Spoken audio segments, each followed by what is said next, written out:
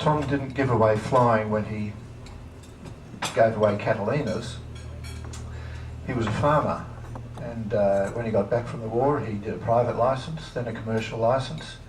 Then he bought an aeroplane, sold that and bought another one, started a charter company, ran the charter company between harvests, still ran the farm.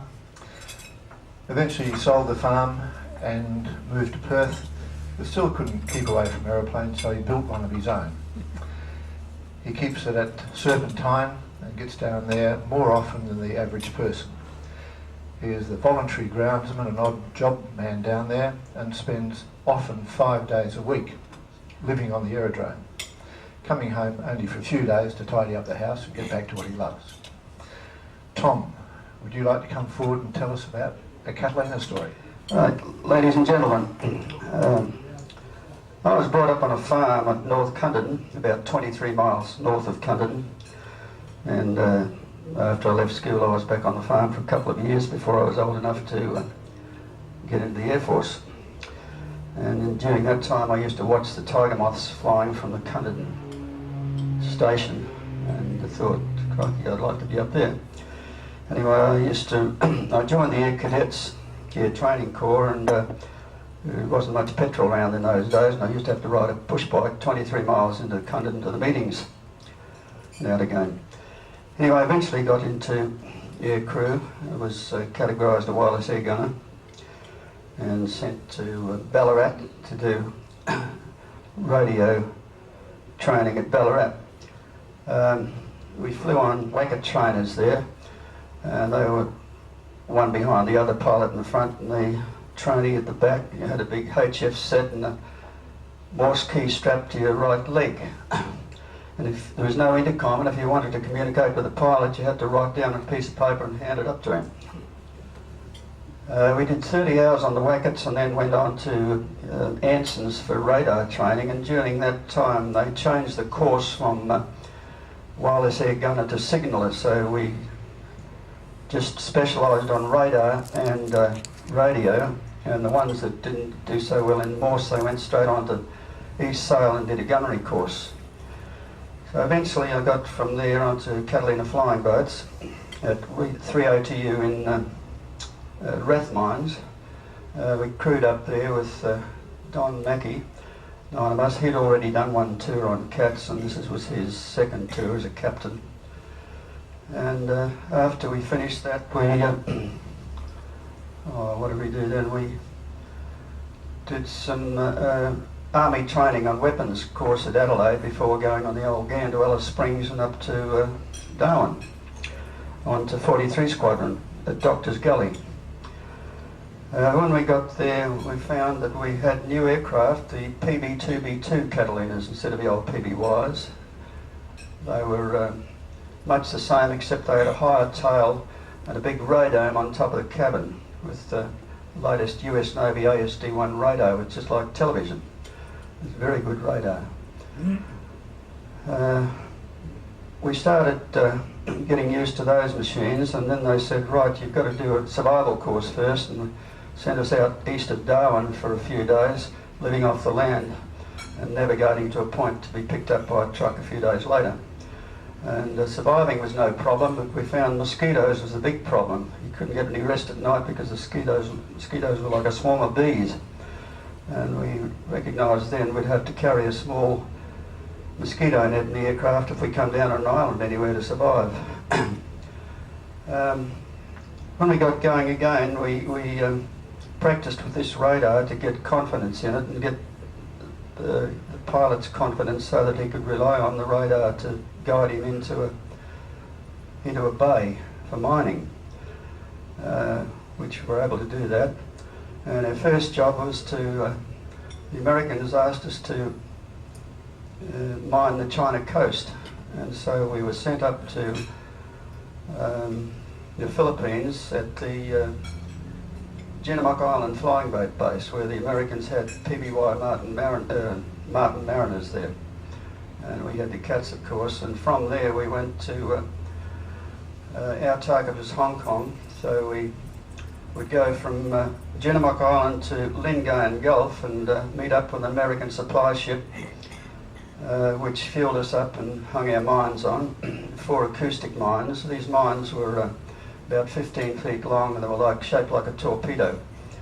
And they had a soluble plug in the side, and when they dropped from the aircraft, they dropped, a parachute would open at the back and guide them straight down into the water, and they would lodge on the bottom of the ocean bed, which wasn't too deep in the harbours, and all be programmed differently so that they may not go off at the first ship went over. They may go off at the second or third or fourth or seventh or 10th, just to confuse the sweepers, and they wouldn't know when they were going to go off. So we'd go to Lingayen Gulf, fuel up there. That would take 5.5 hours to Lingayen, and then Lingayen to Hong Kong and back to Jinnamok would take 15.5 hours. So it was a 21-hour mission, plus the stop at Lingayen. When we got there, we'd pick up the coastline with a radar and find the harbour, and then guide the pilot into the harbour. And the target was usually about 2 o'clock. About 2 o'clock in the morning. And started descent a few miles out and be down to... On the briefing, we'd pick out what we call a datum point in the harbour, or on the edge of the harbour to start from. And you could pick this up on the radar. It might be a jetty or a building or something like that. And the pilot would plan to be over that datum point at precisely 250 feet on his radar altimeter, and then start a run on the directional gyro there on the mining run. The navigator would time the mine drops from the datum point in seconds for the first mine, and seconds for the second one, third one, and fourth mine, and so on, and then you'd get out as quickly as you could, because usually there'd be a bit of flak starting up by the time you got about halfway or 3/4 way through the job. But you wouldn't be exposed long, you'd get out straight away. But the Americans said they'd have have a submarine in the area that was, he'd be parked out there about a few miles off the coast, and if we were hit we could ditch out there near the sub. But we were lucky we never got hit. Anyway, we did 3 of those trips to Hong Kong, and then back to Darwin, and they were 10-day missions. So you do Jinnamok, 3 missions to Hong Kong and back to Darwin, and that was 96 hours in 10 days. Our second lot was to Surabaya, which was from Darwin to West Bay. West Bay was a secret base near Wyndham where we'd get our mines and fuel.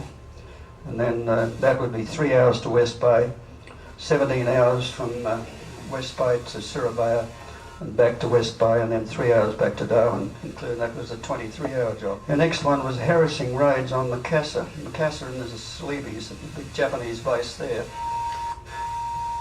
And apparently the B-24s and 25s were bombing it in the daylight, but the Japs were repairing the runways so that they could use them again. So they thought, well, we'll send Catalinas over one at a time, of course, to harass them all night. Darwin to Makassar would take 8 hours, and then we'd spend 4 hours around the target area, and then 8 hours back to Darwin.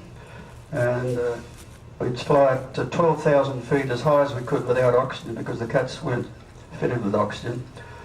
And approach Makassar. You'd see an odd light here and there until the lights started to come on and a bit of flak. We carried a lot of 250-pounders and a couple of 500-pounders and cases of incendiaries and one case of beer bottles. As soon as the lights came on and a bit of flak would start, we'd do a 180 and come back and circle around and come in on another direction until the same thing started. Drop a bomb and then go out and turn around like that, and we'd do that for 4 hours. And then head back to Darwin. And that was the Makassar jobs. We did a few of those, and then the other one was just shipping searches and barge hunting. Just about the end of the war, the Japanese all their ships were gone and they only had barges, and they were travelling around the coast at night, and during daylight they'd stop in a bay and camouflage. And so they sent the cats out to find them and shoot them up at night with .5s. So the surrender took place on the 16th of September, I think it was, or VP Day, no, August the 16th. And after that we were sent to Singapore to pick up POWs. And we left Darwin to go to Labuan Island and wait for instructions to go to Darwin, to go to Singapore at least.